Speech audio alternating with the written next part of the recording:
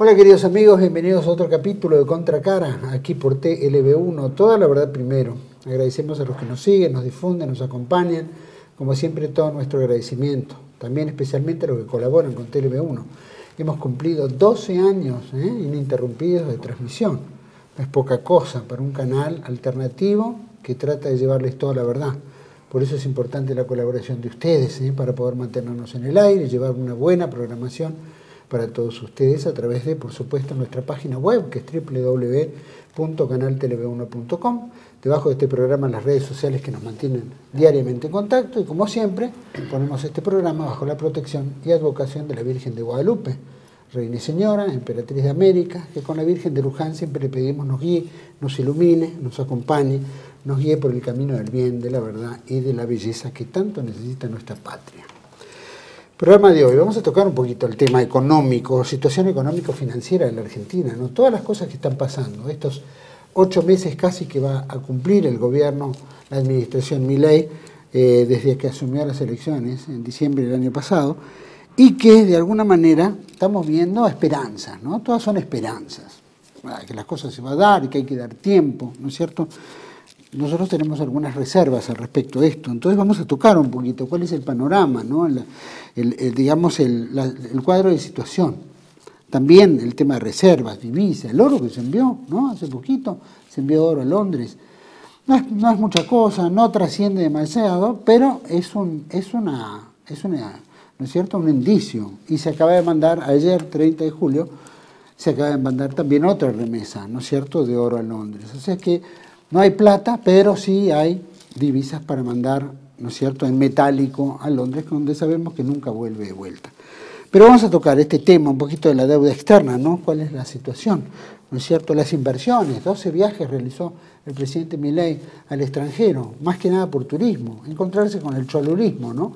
Con grandes empresarios, pero todavía no suenan tambores de inversión, por un lado. La situación de las provincias, ¿no? ¿Cómo se encuentran las provincias? Actualmente están entre reuniones del gobierno y todo. Las provincias del sur ya están con su complicación. Las del noroeste y noreste están también reclamando su parte, ¿no?, del queso, del queso, de la torta del Estado. Vamos a tocar un poquito de la ley base, ¿no?, que también fue aprobada en parte. Recordemos que se guadañó una gran parte y después, obviamente, esto al ser aprobado en forma, digamos, casi general, en lo que por lo menos se aprobó, todavía sigue en espera de reglamentación. ¿Quién la reglamentará, no? Sturzenegger, ¿quién será el que pondrá el gancho ahí si al final de cuentas toda esta propuesta venía de Sturzenegger, ¿no? No era un producto del presidente Milei. Vamos a tocar varios temas más que hacen también al empleo, el tema de precios, inflación, todos estos temas. Para mí es un gusto compartir el programa. A mi lado con el doctor Luis Alberto Rey, que es economista, abogado, contador público. Gracias por acompañarme. Muchas gracias, Juan Manuel, por invitarme. Y, por supuesto, conduce un programa que es Panorama Económico, ¿no?, aquí en este canal, en TLB1. Así que los que lo puedan ver también van a tener un indicio muy claro. Y por el otro lado lo tenemos al licenciado Héctor Juliano, ¿no?, experto administrador, licenciado en Administración y Finanzas Públicas, experto en deuda externa, y también está en un programa que conduce con Horacio Cañi y Raúl Canicova, Crisis y Conflicto del siglo XX, que también es importante un poco tener la historia. Mi agradecimiento por la invitación y un gusto por compartir el panel con Luis Alberto. Para mí es un honor estar con el maestro Héctor Juliano. Muchas gracias. No, porque más allá del elogio personal, que no es eso, pero para los espectadores, vos tenés muy bien sistematizada la actualidad económico-financiera. Yo estoy más encasillado al tema fundamentalmente financiero, ¿no? Siempre digo que, como punto de arranque, que si no se entiende que el primer problema argentino es el problema financiero y que si no se arregla el problema financiero no hay política económica que aguante, es para mí una constante. Siempre he planteado que la Argentina no tiene un problema económico, sino un problema financiero. Ahora son dos. Porque es una tríada. ¿No? Problema financiero. ¿Cuál es la causa del problema financiero? La deuda. ¿A qué se dedican estos 8 meses de gestión del gobierno que no puede mostrar un resultado concreto? A pagar servicio de la deuda. lo estamos viendo. Ahora lo vamos a charlar en la entrevista. Querido Luis, decime una cosa, ¿cómo ves el cuadro de situación? Ya llevamos casi, va a cumplirse 8 meses. En 9 días, ya cumplimos 8 meses de una nueva administración. No vamos a llamar gobierno todavía, porque no sé qué ha gobernado, pero en tema administrativo ha metido el hocico. Formalmente deberíamos llamarlo administración. En realidad lo que tenemos, si alguien viniera en estos momentos y ni dijera en prieta síntesis, dame un ABC de lo que está pasando por el gobierno en estos 6 meses, podemos decir que arribó con todo un avalorio ideológico liberal, clásico, que lo ha abandonado por mala praxis y ha adoptado la peor de la heterodoxia. Es un pésimo keynesianismo en donde el gobierno actualmente está interviniendo en el mercado cambiario, en el mercado financiero, está interviniendo en el mercado de la prestación de servicios públicos, está pisando los aumentos de gas, luz, tarifas, prepagas. Y obviamente lo que está generando es un gobierno que se parece mucho a el mejor, entre paréntesis, lo peor de Kicillof y la tablita de Martínez de Oz. Porque por un lado lo que está haciendo es una suerte de reactivación de la economía, tratando de ver si a las provincias le da un poquito de obra pública, tratando de generar determinados incentivos al turismo y eventualmente estas políticas fiscales de neto cortes keynesianos, expansivas, muy lentas, muy leves, de muy poco efecto en la economía, se contrarresta con una brutal política de retraso cambiario, de pérdida de competitividad de la economía, y a su vez, desde el punto de vista financiero, está basado en un cierre de caja, base caja percibido, fundado en el carry trade con una tablita financiera. La tablita financiera consiste en una devaluación vía Crowley Peg 2% mensual, mientras que los precios siguen subiendo. O sea que estamos verificando el mismo problema que tuvo Martínez de Oz cuando estableció la tablita. O sea que esto es lo peor de Kicillof con la tablita de Martínez de Oz. Evidentemente lo que tenemos es una economía que mientras el gobierno ve la parte financiera, el superávit fiscal, en realidad la economía en términos reales, la economía real se está cayendo, con desempleo, recesión, cierre de empresas y una depresión económica que convive con inflación. El gobierno festeja la baja tasa de inflación, pero cada vez que el gobierno festeja la baja tasa de inflación, la economía real se agarra a la cabeza, porque se está muriendo. Y no consume, ¿no? La gente está... Exactamente. ¿Cómo va a mantener un negocio, un comercio, si efectivamente... Los indicadores son trágicos, son de depresión económica. Sin duda. Héctor, ¿cuadro de situación financiera? Una primera observación que para mí me parece central. Durante décadas hemos estado escuchando principalmente voceros liberales, pero de los economistas del establishment en toda su extensión, que la inflación actuaba como un impuesto, ¿verdad? Nos hemos cansado de escuchar esto, que por otra parte es una verdad objetiva. La inflación actúa como un impuesto, nada más que un impuesto al revés, porque baja la capacidad de compra de la gente, pero el resultado es que se beneficia el Estado y se benefician también los especuladores privados, sean comerciales y sobre todo financieros. Entonces, ese es el punto clave para mí. Los 8 meses de gestión del gobierno Milei descansan en el ajuste hiperinflacionario que provocó el propio gobierno Milei. Porque la hiperinflación no se hereda, se provoca. Es decir, cuando asume el gobierno Milei, la inflación se dispara en un mes en un 25.5%. Eso no ocurrió en forma espontánea, justamente cuando asume un gobierno que todos califican elogiosamente como un gobierno pro empresa. Pero ¿qué hicieron las empresas? Remarcaron salvajemente los precios, formaron colchones de precios, hubo una mega devaluación y la mega devaluación la trasladaron a precios, hubo un aumento y liberación de tarifas, etc. Bueno, claro, eso llevó la inflación a una cuarta parte de nuestros ingresos cayó en un mes.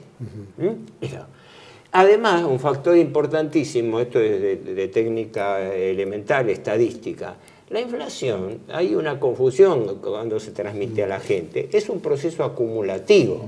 Cuando yo tengo que la inflación aumentó el 25.5 en diciembre, el 20.6 en enero, Ojo que es acumulativo. Es 1.125 por 1.20. Es más, no es el 40 y pico, es el 50. Y así sucesivamente. De los cálculos de este año, da que la inflación, Milei, pura, pelada, la inflación de 6 meses de Milei, porque los datos últimos eran de agosto y de mayo y el junio estimado, daban un 80% de inflación acumulada. Pero si le agregamos la de diciembre, se va a 125. Así es. Así que no nos olvidemos que un gobierno hiperliberal, anarcoliberal, cuya bandera por definición era la lucha inflacionaria, y la sigue siendo, la sigue proclamando, todo esto es para bajar la inflación, pero resulta que el que vino a bajar la inflación lo primero que hizo fue subirla. Entonces ahora se da a la gente una imagen confusa, porque se dice, la inflación se está desacelerando. Es una palabra engañosa, porque da la impresión como que los precios estuvieran bajando. No, la inflación es acumulativa, la inflación no baja. Aumenta menos, pero aumenta menos sobre un acumulado. Por lo cual, ojo esto, te doy un dato. En el concepto general se da la idea como, bueno, baja la inflación, bueno, vamos a estar mejor. Obviamente, por más que baje, no es cero ni deflación. Ha sido un ejercicio de marketing. Claro. Y eso sigue en el concepto de la gente que lo ve como un bienestar, ¿no? Estamos bajando, eso es un esfuerzo. Es una ficción de bienestar. No a la gente, ¿no? después le entrevistan por la calle y dicen, ¿y ustedes? No, pero a mí me siguen aumentando los precios. Y sí, lógico que siguen aumentando los precios. El supermercadito cercano a mi casa, donde yo hago las compras, recibe actualizaciones de precios toda la semana.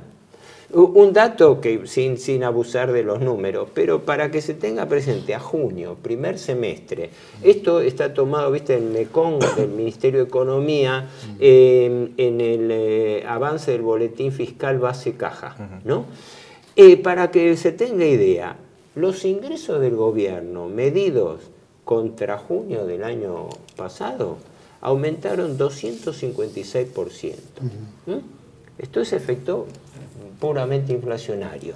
Mientras que los gastos aumentaron 156, 100 puntos menos. ¿Eso quién se lo tragó? Los asalariados, con la caída del salario real, los jubilados, entre los cuales me incluyo, que hemos tenido una pérdida superior todavía, y la obra pública. La obra pública cayó un 29% negativo en comparación. Lo hemos comentado, no sé si con vos o en otra entrevista. El gobierno tiene parada 2.000 obras públicas, de las cuales 300 y pico, 350 nominalmente siguen en ejecución, porque si no hay contrato y demandan al Estado, contra el Estado, pero no le giran los fondos. Y por eso, como vamos a ver, el desempleo que ha crecido por el desempleo. Y en cambio, cuando nos fijamos en el superávit extraordinario que se obtuvo, 6,5 billones, ¿cuál fue el rubro que más subió? Intereses de la deuda, 243%. O sea que hay una transferencia de ingresos del sector real al sector financiero. Exacto. Eso es lo que está pasando en realidad. Exacto. Porque el sector financiero no está sufriendo absolutamente nada. Y además, dentro de la cuenta intrasector público, este desplazamiento, es decir, un aumento de la recaudación fundamentalmente gracias a la inflación provocada por el propio gobierno. Ese traslado que es la base imponible de los impuestos indirectos. Exacto. Ese traslado que hay al área financiera, como bien decís. Los gastos, el ingreso tributario, que es el tema tuyo, 260, 265. Sí. Ese traslado que hay al área financiera, eso no disminuye el costo del Estado, al revés, sigue gastando lo mismo.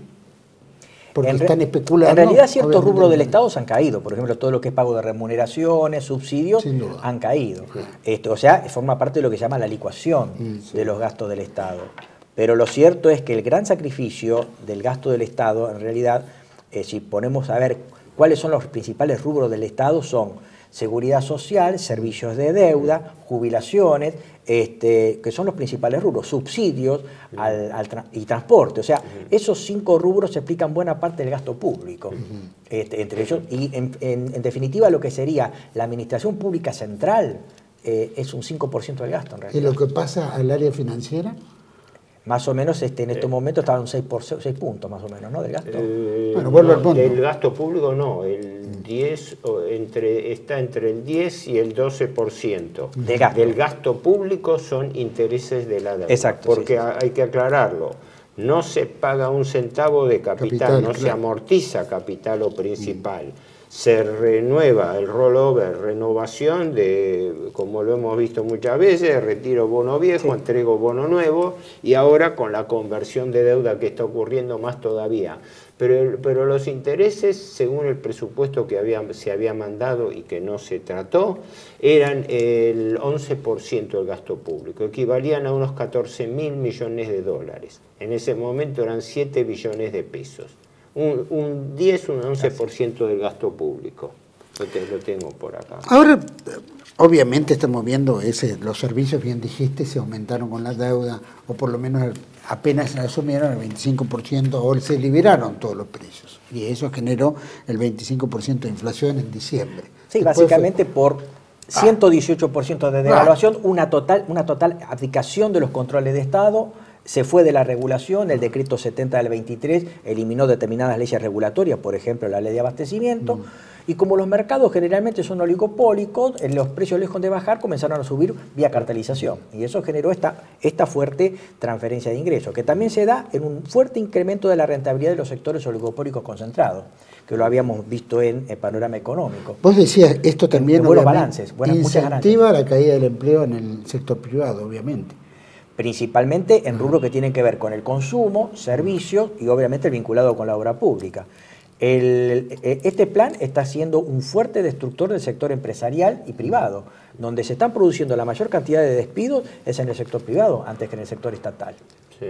Ahora, esto conlleva una desgracia nacional, porque, digamos, la gente que va a vivir de un asistencialismo permanente. Es como ir dentro de la Agenda 2030, que se plantea no tendrás nada y serás feliz, pero vivirás de un salario universal. Es como que estamos practicando previamente para llegar a eso.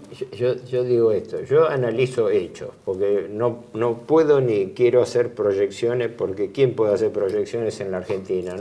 No sabemos si alguien saca un conejo de la galera y... no, es así, Ni hay porque conejos, en este momento, ¿en qué está basando sus esperanzas en el cortísimo plazo del gobierno?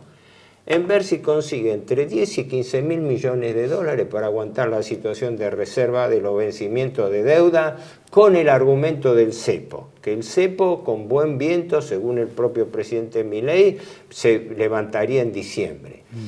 El mes de julio, el mes que acaba de terminar, el gobierno pagó solamente en el mes de julio más de 3 mil millones de dólares de intereses. Entonces, todo este ajuste, seamos crudos, y es la realidad, el principal objetivo del ajuste fiscal es reunir dinero para pagar intereses de la deuda. Pagando intereses de la deuda, nosotros nos vamos a hacer acreedores de calificar en el mercado de capitales internacionales. ¿Para qué? Para recibir más deuda.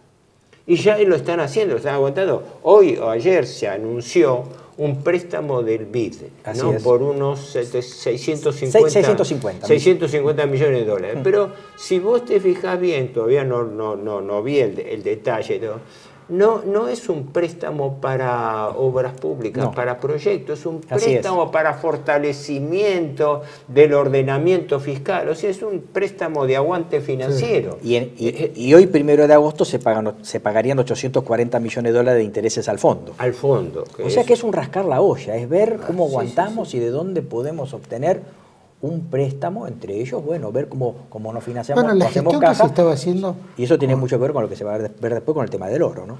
Bueno, la gestión que se estaba haciendo con el Fondo Monetario de recibir 10 mil millones, creo que estaba coqueteando Caputo con Georgieva, ¿no? Sí.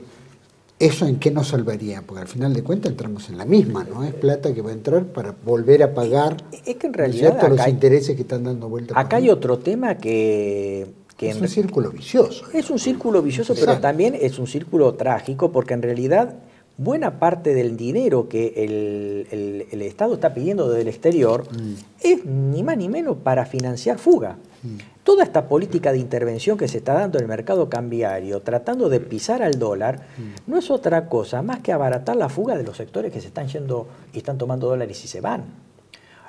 Cuando el gobierno anuncia que los dólares que va a tomar de la liquidación de importación se va a dar vuelta y va a intervenir en el contado con liquidación, lo que está diciendo, en prieta síntesis, es voy a tomar esos dólares y dárselo a la gente que fuga, porque el mecanismo de contado con liquidación es un típico mecanismo de fuga. Compro activos en el país, los transfiero al exterior y en el exterior los vendo contra dólar. Con el agravante que acá los compra en pesos y después esos se transforman en obligaciones en dólares en el exterior. Exactamente. Ahora, acotando esto, el estrangulamiento de los intereses es el primer factor de estrangulamiento de gobierno, pero la finalidad que se busca, que es el famoso saneamiento del Banco Central, está implicando una complicación adicional. El Banco Central ya ha transferido su deuda al Tesoro por un valor de unos 20 billones de pesos, ¿no? No sé si equivalen a unos 16.000 millones de dólares al cambio que toman, ¿no? Es más, lo cotejé hoy mismo y efectivamente los pases pasivos se redujeron de 20 billones a 1.7. Así que quiere decir que el saneamiento de la cuenta del balance del Banco Central consiste en que yo tengo pasivos, antes por LELIQ, que eran letras a 7 días, bajaron de 28 a 7 días, y pases pasivos a 1 día. Ahora, el gobierno, ¿qué ha hecho? Ha trasladado la deuda acordado con los bancos que retiren el dinero de las LELIQ y coloquen ese mismo dinero en títulos públicos. Por eso se creó la nueva letra LEFI. Exactamente. Letra fiscal de la República, letra fiscal de financiación. Me mataste. Letra fiscal de liquidez. Exactamente. De liquidez, ¿no? Es claro, con eso le transfiere 20 billones de pesos, plazo 1 año. Pregunta, ¿el gobierno va a poder pagar dentro de 1 año estos 20 billones? Es parte de la trampa de deuda perpetua. Por eso paseo para adelante. Por eso decíamos, y en esto también lo había advertido Orlando Ferreres, esto es una especie de plan Bonex. Sí, voluntario, acordado. Hoy es voluntario por 1 año y en pesos, pero en cualquier momento yo te lo puedo convertir en un bono en dólares a 10 años. Y con una restricción de no poder retirar plazos fijos eventualmente. Aunque con algo más grave. Estas letras son comercializables a precio de mercado en el mercado secundario. Quiere decir que lo mismo que los bopreales. Los bopreales son deuda que puede ser transferida en el mercado. Así que yo lo que hoy en día le debo a un importador, el día de mañana se lo debo a un especulador financista en Wall Street, como pasó con YPF, que el grupo Eskenazi le transfirió las obligaciones a un fondo de inversión buitre, Burford, que le hizo un agujero a la Argentina de 16.000 millones de dólares. Estas letras tienen por finalidad pasar la pelota de una bolsa de endeudamiento a 1 día de plazo, pasarla a una letra del Tesoro, pues son 2 ventanillas diferentes, a 1 año, 365 días, pero con capitalización diaria. Capitalización diaria. Por lo cual una suma de 20 billones de pesos significa que el año que viene acumularía unos 28, 29 billones de pesos más para aguantar 1 año. Si estamos pateando la deuda del Banco Central 1 año y en 1 año nos cuesta entre 8 o 9 billones de pesos más, porque la capitalización de estas letras es diaria. O sea, son operaciones ruinosas. Creo, esto es más personal, subjetivo, que el gobierno busca desesperadamente ir a un nuevo megacanje, como hicieron todos los gobiernos que asumieron, ¿verdad? Menem con primero Alfonsín con el Plan Austral, Primavera, los acuerdos de Nueva York del 85-87. Después Menem con el Plan Brady. Después el intento del megacanje Cavallo de la Rúa. Después el megacanje Kirchner-Labaña. Todos pateando para adelante con compromisos. Y es lo que, esto es una analogía y una advertencia importante. El compañero y padrino del actual presidente, Macri, encaró una política análoga y a los 2 años fracasó y tuvo que salir a pedir de emergencia para poder cumplimentar su mandato un apoyo extraordinario del Fondo Monetario. Fue la corrida de abril del 2018. Claro, claro. Ojo que tema, ese fantasma para mí está vigente. Este tema de Plan Bonet, que es muy probable, porque hay que recordarle a la gente, ¿no es cierto? Cuando el gobierno necesitaba, toma todos los plazos fijos y le da el bono a futuro, ¿no? Esto puede incluir también a las cuentas bancarias, tipo caja de ahorro, o cuentas en general que tengan una suma determinada. Podría ser porque, por ejemplo, lo que se está especulando que el gobierno está tratando de intervenir en el mercado cambiario, inclusive utilizando encajes de depósitos de la vista en dólares, caja de ahorro en dólares y plazo fijo en dólares. Y si yo no tengo para responder un retiro, una liquidación de esos activos, no me quedaría otra más que meterlos todos en un Plan Bonet también. Sí, o sea, la posibilidad de la emergencia. No creo, de las cuentas no creo porque sería una especie de latrocinio directo. Un corralito. De corralito de plazos fijos con conversión, eso sí se temió, pero como advierten, haría perder toda la confianza en el sistema bancario de la gente, porque entonces ahí no. Pero hay un factor que vos mencionaste que sí es cierto y lo escuché, es el Banco Central tiene también cuentas corrientes en otras monedas, que son encajes bancarios en dólares, que no es nuestro común maestro, el doctor Conesa, lo explicaba eso. El problema de la crisis del 2001 fue que los dólares no estaban. Por el efecto del multiplicador bancario sobre los encajes fraccionarios. Claro, no tenían encaje. Ahora hay un encaje para los depósitos en dólares. Y al 30 de junio, el último dato, esos encajes sumaban 8.300. Estaban en 9.000 y habían pasado los 10.000. Y de informaciones periodísticas se advierte que el gobierno podría estar usando parte de esos dólares. Ahí sí es cierto que puede estar echando mano a dólares que no le corresponden, porque son dólares de encaje, ¿no? Porque si yo no, pero una empresa, un inversor, tiene un gran depósito en dólares, de la cual le retienen el 20% o no sé qué porcentaje en encaje, y me entero de que están usando esos dólares para pagar servicios, lo primero que hago es los retiro. El gobierno no tiene dólares y entonces ahí sí viene el problema del corralito. Aunque contablemente los computo como reservas, en realidad no son míos. Claro, no son. Y esa es la gran diferencia entre reservas brutas y netas. Exactamente. Bueno, justamente ese tema es lo que vamos a tocar de reservas. Y las reservas no solo del Banco Central, la reserva que tiene del Tesoro, y si todo este fuga, ¿no es cierto?, de divisas, llamémoslo en metálico, ¿no? Que aunque es muy poquito o no es importante por el número y por el concepto, ¿no? Vamos a hacer un pequeño corte y volvemos enseguida con el licenciado Héctor Juliano y el doctor Luis Alberto Rey, siguiendo en esta temática. Ya volvemos.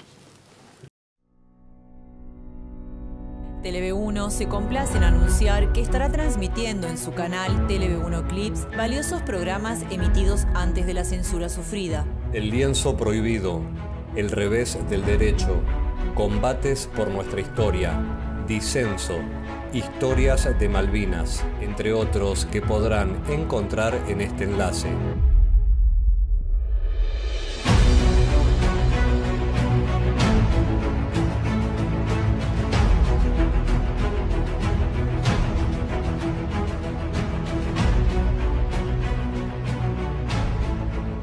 Agradecemos su aprovechamiento y difusión. Bienvenidos a CEPA, Centro de Estudios del Pensamiento Americano. Nuevo sitio web de cursos de formación en política, filosofía, historia, literatura, geopolítica, religión, psicología y más. Cursos de formación que reflejan el verdadero pensamiento americano. Lo invitamos a elegir el curso de su agrado ingresando en www.cepa.la.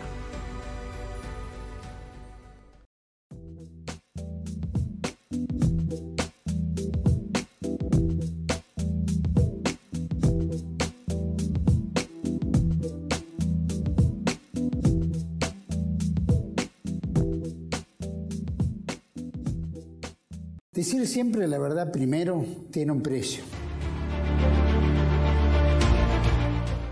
Dependemos de tu ayuda. TLB1, toda la verdad primero.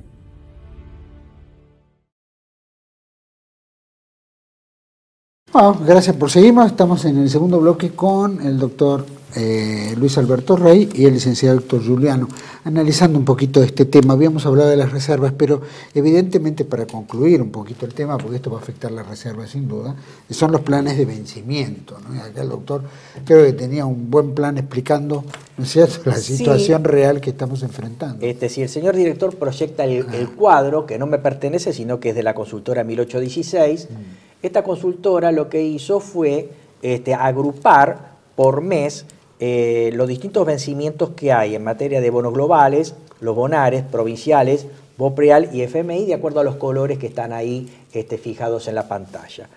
Y lo que podemos observar es que van a haber vencimientos entre agosto y diciembre de este año, sumados todos, por 3.764 millones de dólares.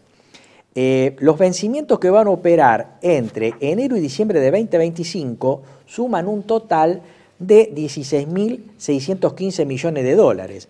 Y si ustedes ven las dos grandes columnas, en azul y en rojo, estamos hablando de globales y BOPREARES, los principales vencimientos de enero del 25 van a ser de 4.387 millones de dólares y en julio del 25 por 4.215 millones de dólares. Después tenemos una serie de vencimientos intermedios que se acercan, por ejemplo, 1.191 millones de dólares en febrero del 25, en mayo del 25, 1.011 millones de dólares, 1.021 millones de dólares en agosto del 25 y 1.954 millones de dólares en noviembre del 25. Pero fíjense que vamos a tener un verano bastante tórrido porque en enero del 25 y en febrero del 25 tenemos casi 4.500 millones de dólares de vencimiento, ¿verdad? A lo cual ahora se agrega todo este reperfilamiento de deuda y el traspaso de deuda que hablábamos en el bloque anterior, de que ahora aparecen las leyes, 20 billones de pesos a soportar con vencimiento a un año. Así que un dato que yo tomo muy en cuenta es esto, creo que lo hemos hablado con vos también. ¿Hay algo que ha pasado desapercibido o que le han puesto sordina? El gobierno está manejándose sin presupuesto, lo cual para mí es una irregularidad mayúscula. El presupuesto, bueno o malo, se cumpla o no se cumpla, es la cuantificación del plan económico del gobierno. Es sintomático que este gobierno no tiene presupuesto, porque prorrogó el del 23, que restaba una inflación del 271%, ¿no? Con lo cual desfiguró todo. Después lo empanchó con un decreto, el decreto 280, pero por partida, pero no dio los números globales. Así que estamos a ciegas. No sabemos, el gobierno decide discrecionalmente. Este gobierno ha asumido una actitud dictatorial en materia de finanzas públicas, porque el Congreso estuvo funcionando todo el tiempo, en forma ordinaria en diciembre y después de marzo hasta ahora. Y durante las vacaciones se perdió bastante tiempo con la ley de bases y la de la paquete fiscal, que estrictamente hablando no son inmediatos, y en cambio se soslayó el presupuesto, donde ahí sí está jugado, y mientras tanto el gobierno sigue decidiendo por su cuenta. Sin irme muy lejos, el presupuesto que mandó Massa al Congreso preveía, dato oficial, lo tengo acá, lo he citado más de una vez, preveía que los vencimientos para amortizar este año sumaban 101 mil millones de dólares. Sí, presupuesto del año en curso, ¿no? ¿Y qué ocurre? Todo ese material iba a ser refinanciado. Es esta cifra que está acá. 101 mil millones de dólares eran los vencimientos, palabra oficial del presupuesto.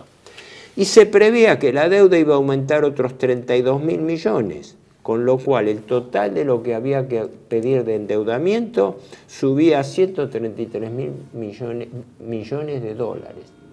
Esto es lo que está en curso, porque estos son vencimientos reales.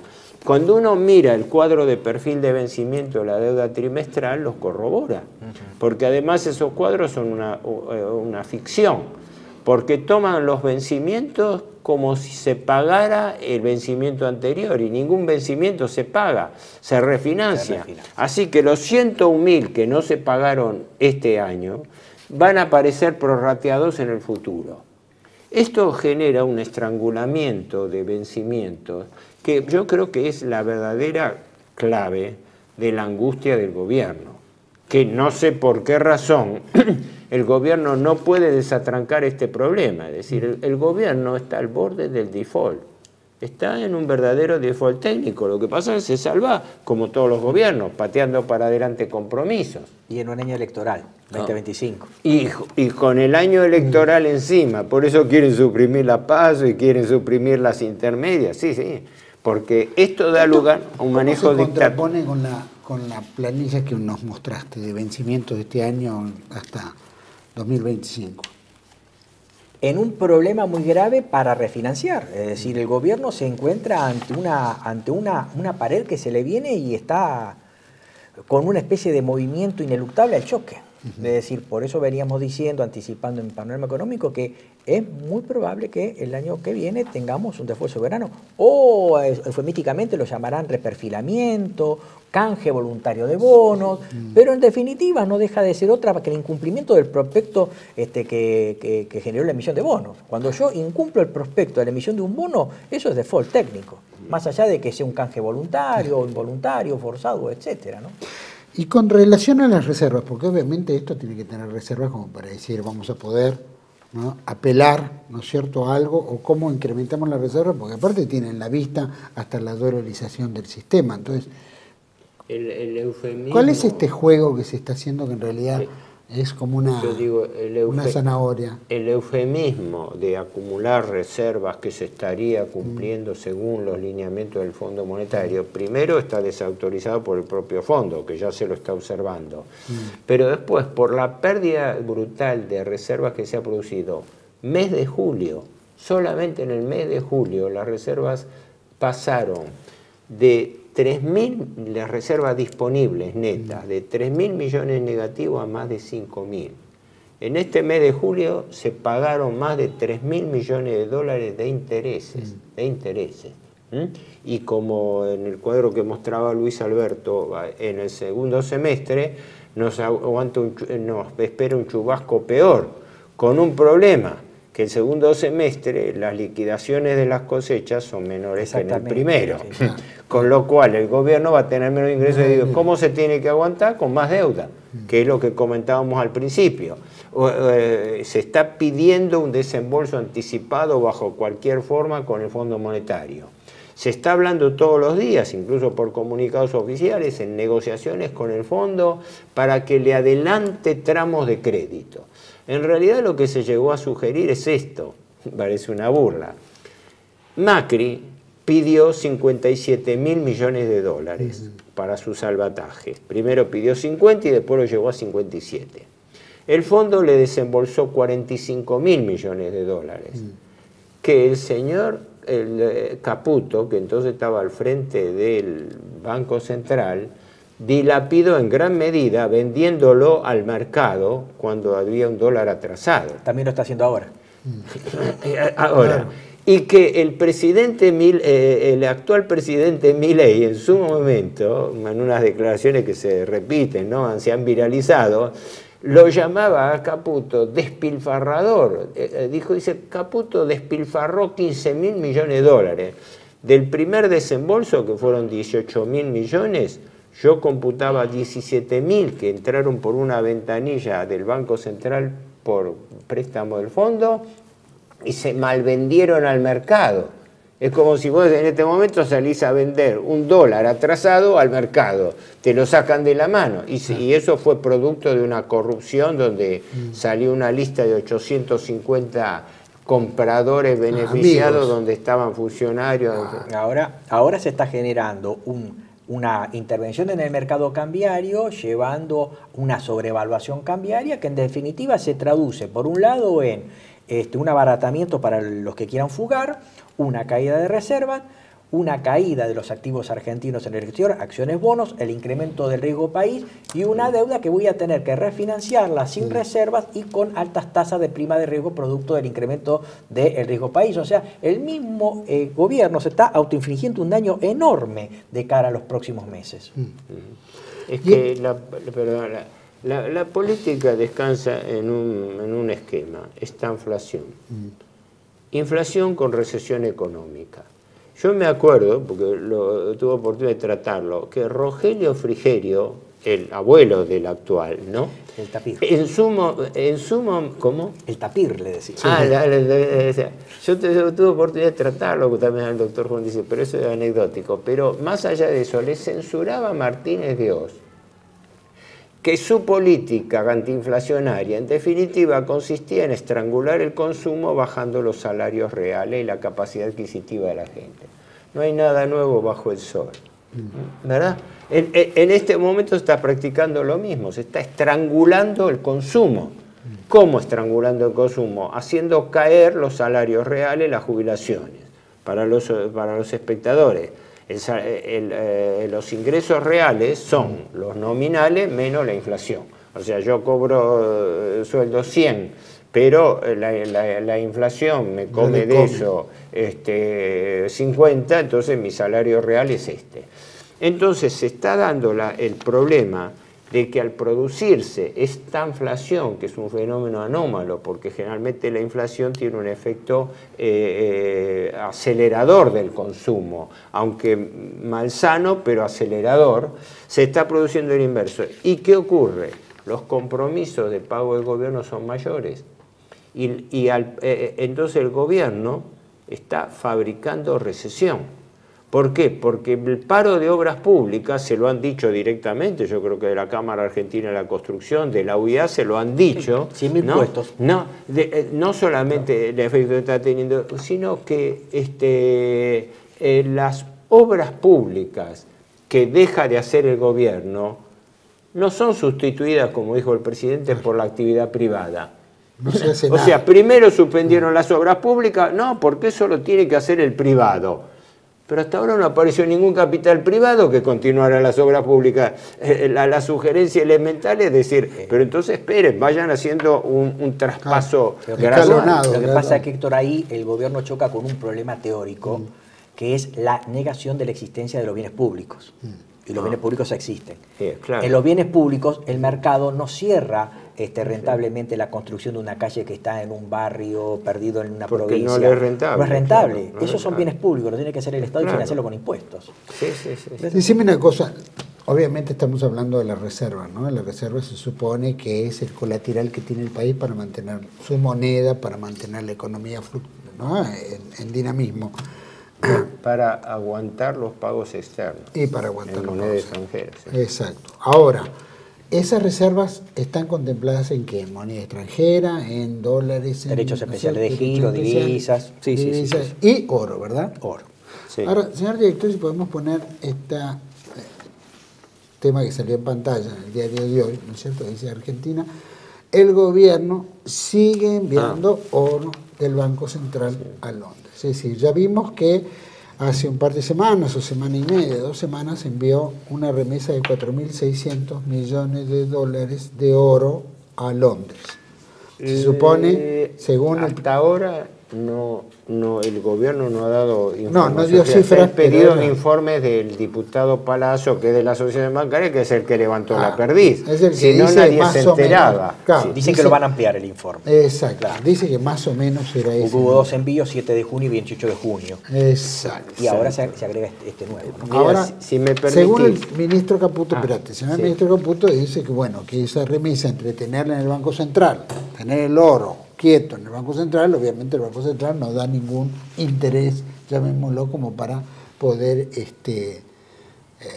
darle valor. Entonces se pone en un banco extranjero, se cede al Banco de Inglaterra, y el Banco de Inglaterra se supone que da un interés X, ¿no es cierto?, por ese oro que llegó allá. Nosotros sabemos que el interés que trae es papel pintado, el oro es oro constante. Implica altos costos de logística, transporte, seguros. ¿Y todo eso en qué implica que la Argentina pierda eso? Es decir, ¿en qué se podría haber utilizado ese oro en vez de mandarlo a Inglaterra como qué? Como ya lo hicieron también con Macri, que lo mandó al Banco de Basilea. Yo creo que el objetivo es tomar un préstamo poniendo como garantía el oro, o sea, un repro. Lo mismo que hicieron con Basilea. Sí, yo creo que apunta a eso. Lo cual tiene un riesgo. Si es entre bancos centrales, no hay ningún problema, pero en el momento que el oro pueda llegar a caer en un banco privado, el banco, como tiene juicios en el exterior, pueden ser objeto de embargos. O sea, hay un riesgo también. Y de bloqueo. Por ejemplo, podemos citar, Gran Bretaña ya tiene antecedentes de bloqueo o conflictos diplomáticos con países por el tema del oro. Le bloqueó las divisas a Venezuela porque no legitimó en su momento un triunfo del presidente Guaidó. La Unión Europea bloqueó 300.000 millones de dólares a Rusia, producto de la guerra Rusia-Ucrania. Y también tenemos un conflicto en el año 2017 muy poco difundido entre Reino Unido e Islandia, producto del hundimiento de un barco alemán en época de la Segunda Guerra Mundial, el SS Minden, con 4 toneladas de oro en costa de Islandia, y Gran Bretaña pretende recuperar ese oro que hundieron sus barcos, ¿no es cierto? En definitiva, lo que indica es que Gran Bretaña o los países europeos tienden a tomar el oro de una manera muy voluntaria, pero después es muy difícil recuperarlo o que lo devuelvan, ¿verdad? Claro, nunca. Hay una regla histórica. De lo último que se desprende un país es del oro, porque es el valor más seguro. Cuando un país se desprende del oro hay un problema, es prenda, se da como prenda. Efectivamente, como decía Luis Alberto, se especula con 3 posibles destinos que lo está sugiriendo el gobierno. El primero es el supuesto beneficio por rentabilidad del oro. Históricamente la rentabilidad del oro en las colocaciones prudentes que tiene que hacer un Estado no son relevantes.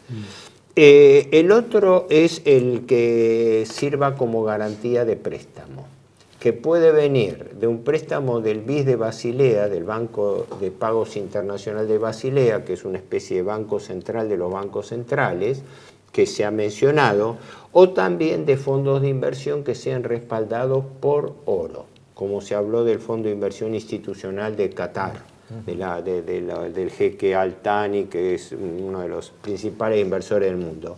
Pero hay otro destino del oro también, que el oro haya sido enviado al exterior para venderse y transformarse en dólares. ¿Por qué? Porque los intereses se tienen que pagar en dólares, no en oro. Y quienes prestan o quienes facilitan esos dólares quieren quedarse con un valor más estable que el dólar. Aparte que hay una tendencia internacional de que los países están aumentando sus tendencias en oro. Claro, porque hay una probabilidad de pasar al patrón oro, ¿verdad? O un colapso o un cambio de paradigma en el sistema de pagos internacionales, ¿no? Claro. El oro siempre va a ser lo más seguro. Mira, la estructura de nuestras reservas hoy, el 30 de junio, en total daban 29.000 millones. Hoy están en menos de 27, ¿no? Producto de estos pagos de intereses. De los cuales en oro están por el equivalente 4.600 millones de dólares. Sí. Hay que acordarse que Macri, con Sturzenegger al frente del Banco Central, en septiembre del 2017 transfirió 11 toneladas de oro, 11.000 kilos de oro, que por un valor de 450 millones de dólares, que es una cifra equivalente a la que se está hablando ahora. A los envíos de del 7 de junio y 28 de junio, más o menos es el monto que se estaba diciendo. Se dice, por eso se está esperando la cifra, porque sería una suma equivalente a la que giró Macri en su momento y de la cual nada más se supo, ¿no?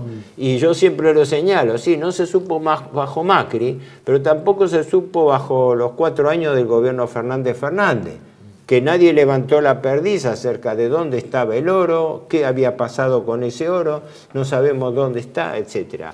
Pero esta denuncia yo la interpreto como, en primer lugar, prenda, garantía, caución. Es decir, el oro es lo más seguro, entonces el acreedor que va a facilitar plata por lo cual implicaría que el gobierno está por cerrar algún acuerdo, si no, no transferiría ese oro, ¿no? Como deducción lógica. Pero el tema es que el gobierno se va a tener que salvar con un préstamo de emergencia, como le pasó a Macri, para aguantar primero los vencimientos hasta todo el año 2025. Ya hay especulaciones periodísticas distintas que uno ha leído con respecto a que el 2025 viene pesado, porque los vencimientos, lógico, lo que hablábamos, los vencimientos que caen en el año que viene, más lo que se está reperfilando ahora. El gobierno hace 2 licitaciones mensuales de deuda, que son todas para renovación de títulos. Todas, hasta el último centavo se refinancia. Yo levanto toda la semana por medio, levanto esas licitaciones. Los plazos van desde 15 días, letras del Tesoro 15, 30 días, hasta 1 año. Excepcionalmente suben a 2 y 3 años, porque la política del gobierno es no tomar deuda que excede el periodo de mandato del actual gobierno. Lo cual conceptualmente no está mal, ¿no? Es decir, que el gobierno no le transmita deuda al siguiente, ¿no? Bueno, pero de todas maneras, ¿quién y cómo va a levantar esa deuda? ¿Quién y cómo lo levanta? Es esto que hablábamos en el otro bloque. Sí, perfecto, la deuda que estaba en poder del Banco Central la transfirieron al Tesoro. Está bien, no lo debo por esta ventanilla, lo debo por otro, pero el problema es ¿cómo lo voy a pagar? ¿Cómo lo voy a pagar? Entonces, ahí rige lo que yo llamo la trampa de endeudamiento perpetuo. La regla, que por otra parte tiene formulación académica, de que las deudas públicas no se pagan, sino que se refinancian. Entonces, todo el arte es el rollover, es la renovación, con el supuesto idílico de que se consigan mejores condiciones en tasas de interés y en plazos más largos. Con ese sistema hace 50 años que vivimos, desde Martínez Dion, 1976 hasta la fecha. Bueno, si vivimos en 50 años seguramente creen todos que esto puede durar 50 años más, aunque se multiplique por... Sí, además tenemos un ministro que emitió un bono a 100 años. Decime, claro, él espera seguir en el gobierno en esa época.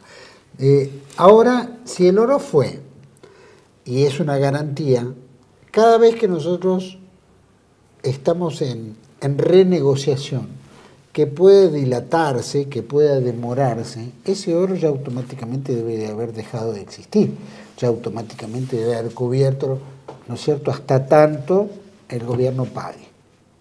No necesariamente. Supuestamente, ojo, el área de administración de reserva del Banco Central es un área secreta. Nadie sabe en quiénes está colocado. La deuda del Banco Central, como la deuda pública, es secreta. No sabemos quiénes son los titulares de la deuda, ¿no? Se sabe a grandes rubros, sí, que la mayoría son colocaciones en dólares o en títulos moneda extranjera. Que una parte del oro está. Después, en el balance es posible saber la rentabilidad, pero la rentabilidad es mínima, es 20 veces menor que los intereses que se pagan, así que prácticamente no compensa nada.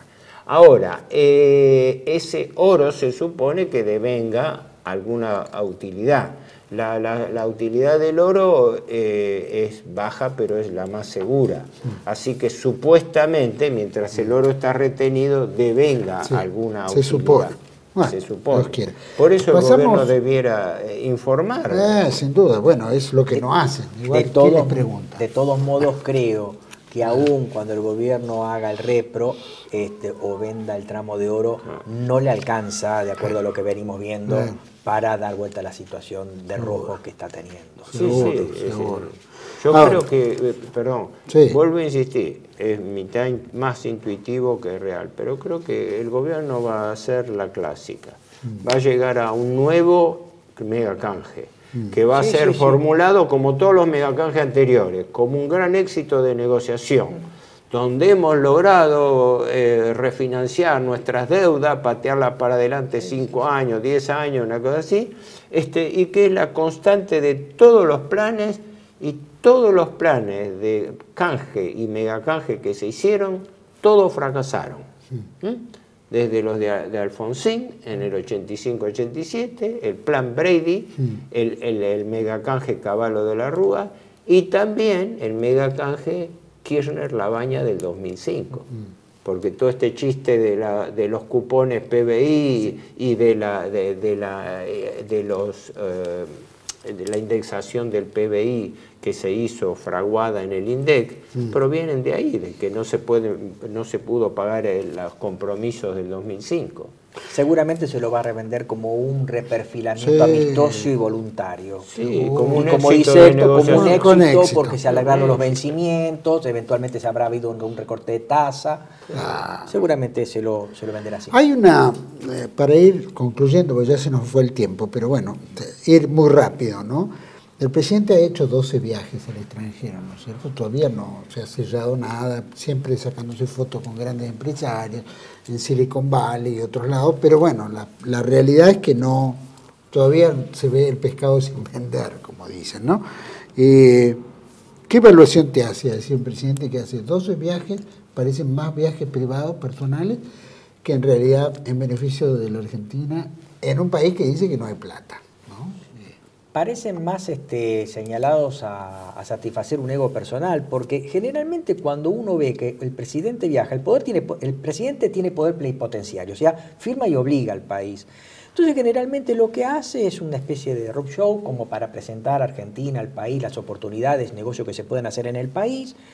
Es cierto, existen determinadas fotografías con grandes empresarios, asistencias a grandes congresos, pero siempre termina en una firma, o por lo menos inicialar un acuerdo que se lo muestra, después el Congreso lo tratará. A veces hay un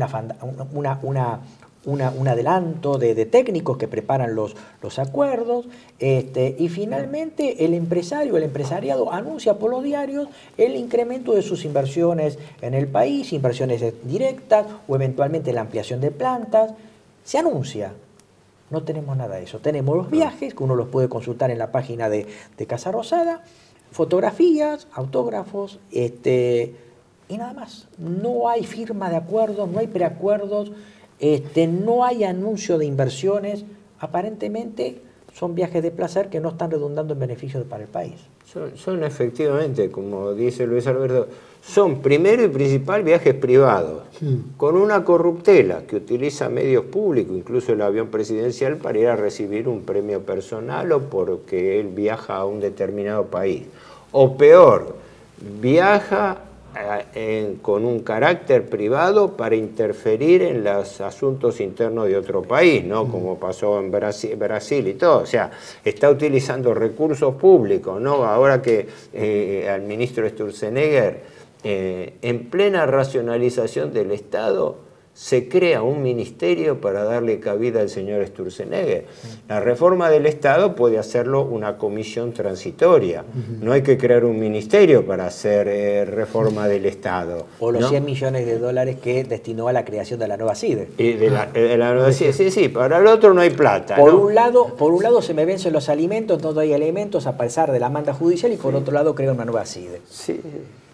Y le destino 100 millones de dólares. Es más importante monitorear qué es lo que opina la gente, qué hace la gente, qué dice la gente, a dónde va la gente, en realidad si está alimentándose o no, o si vive o no vive, ¿no? En realidad. Estos viajes para mí tienen un sesgo bastante peligroso. Las reuniones son secretas, ¿no? Y el gobierno está haciendo viajes muy comprometedores en lo político, ¿verdad? El gobierno a nivel de política internacional está definiendo una alianza de subordinación incondicional a la política de los Estados Unidos y de Israel, por ejemplo. Y va y participa en un acto por él, por su convicción personal, que tiene todo el derecho del mundo a hacerlo, pero como no presidente, claro, si va a una reunión de Jabab Lubavitch en Nueva York y entra en toda una componente, eso excede el tema. Además, se desestima lo que en política internacional es el Stoppel, o lo que sería la doctrina de los actos propios. Por regla histórica, y eso nos ha costado dolores de cabeza en los conflictos con Chile y otros países, un funcionario compromete al Estado, punto. Tiene poderes plenipotenciarios. Es claro, acá ahora se quiere disociar eso, ¿no? Después va la canciller Mondino a que decir, también tiene poderes plenipotenciarios. Y se largan a opinar con total liviandad de temas que comprometen la política exterior del país. Trató a los Kelper de inquilinos. Sí, sí. Inquilinos que no pagan el alquiler y que no están robando la riqueza, pero son inquilinos para ella. Eso es un poco el tema de y un detalle más agregaría, no sabemos todavía si esos viajes tienen autorización del Congreso. Tampoco es claro, porque formalmente tienen que tenerlo. Tienen que pedirlo, claro. ¿Y eso cómo se detecta si eso ha ocurrido o no ha ocurrido? Y por ejemplo, habría que solicitarlo vía la Ley de Información Pública. Podría darse que en lo formal eso se curse, no sé. Calculo yo que en el futuro por ahí el Congreso sane esta situación, dándole una... calculo, ¿no? Como formalidad sí, pero a lo que me refiero es que, yendo a tu pregunta, la mayoría de los viajes presidenciales no han sido estrictamente hablando viajes oficiales. Y que, como señalaba también Luis Alberto, cuando un presidente viaja, bueno, se firma un convenio marco, un acuerdo, se resuelve algo. Cambio de películas, coproducciones cinematográficas, algo se firma. No, es viaja él, la hermana y un séquito, que bueno, le estamos pagando el viaje, especialmente cuando está pidiendo un sacrificio a toda la población, ¿no es cierto? De que no hay plata, lo irritante es eso, es decir, la soberbia de que se diga aumento para el jubilado, no hay plata. Aumento para el jefe, no hay plata. Obras públicas, no hay plata. Intereses, sí señores, nosotros respetamos, nosotros vamos a honrar los compromisos internacionales, eso sí señores. O plantear en la justicia que el reparto de alimentos es una política, una cuestión política no justiciable y que es un poder discrecional del gobierno. Alimentos que en definitiva terminan venciéndose en los depósitos. ¿No? Mira, me hiciste acordar. Una frase tan irritante como desafiante, cuando Milei dice, y después lo repitió, la justicia social es un robo. Punto. Después de oír eso, primero, un presidente que es un ignorante en materia de doctrina social católica, porque el concepto de justicia social que tomó el peronismo proviene de la doctrina social de la Iglesia.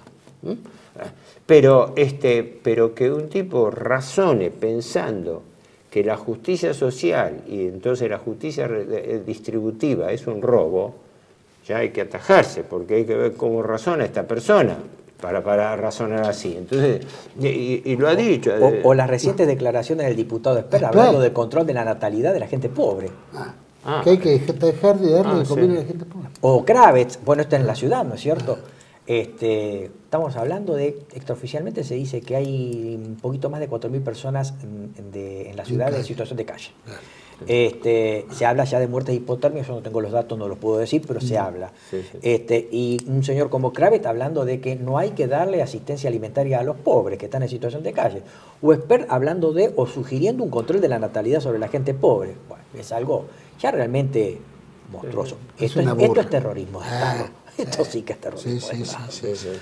Queridos amigos, teníamos muchos temas más, pero lo vamos a dejar para otro nuevo encuentro. Te agradezco mucho, Héctor. Gracias por haber venido a haber clarificado tantos puntos.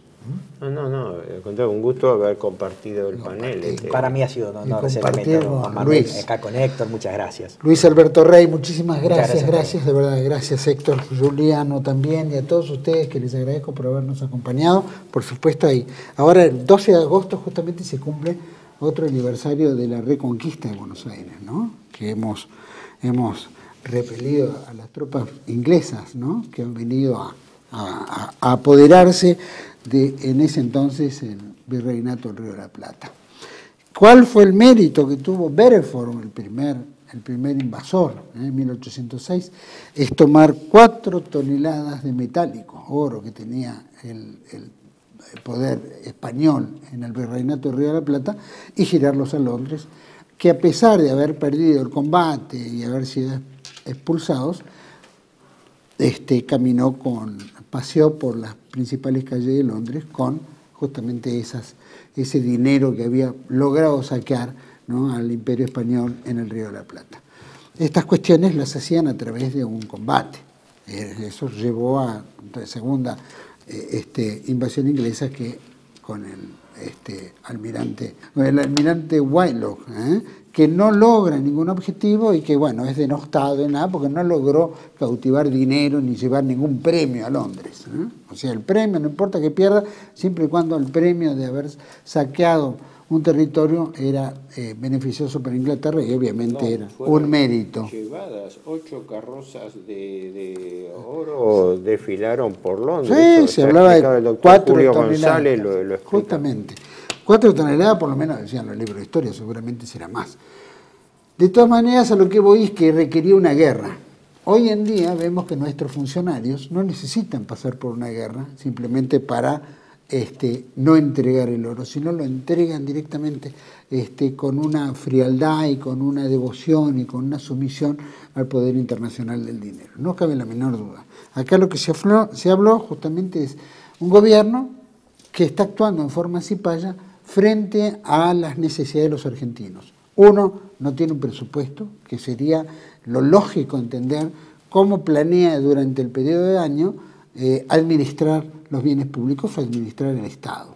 Como es un topo que está dentro del Estado, obviamente ese topo no necesita tener una hoja de ruta ni un esquema en el cual lo compromete. Por eso no se firmó ningún acuerdo de apruebo presupuestario, y por eso estamos sin presupuesto, y el gobierno hace y deshace de la manera que se le dé la gana, aún, como dice, poniendo en riesgo el futuro del país, poniendo en riesgo el país ante potencias extranjeras, poniendo en riesgo el país frente a nuestra deuda externa, porque no hay nada que lo avale. Y por supuesto un poder legislativo que está ausente en esto, que no cuestiona, tampoco un poder judicial que accione.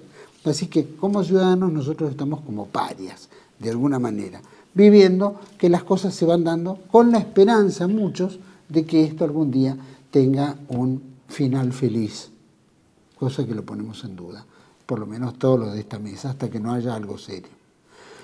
Espero que esto se resuelva algún día. Los espero en otra entrega de Contracara, aquí por TLV1. Toda la verdad primero. Gracias.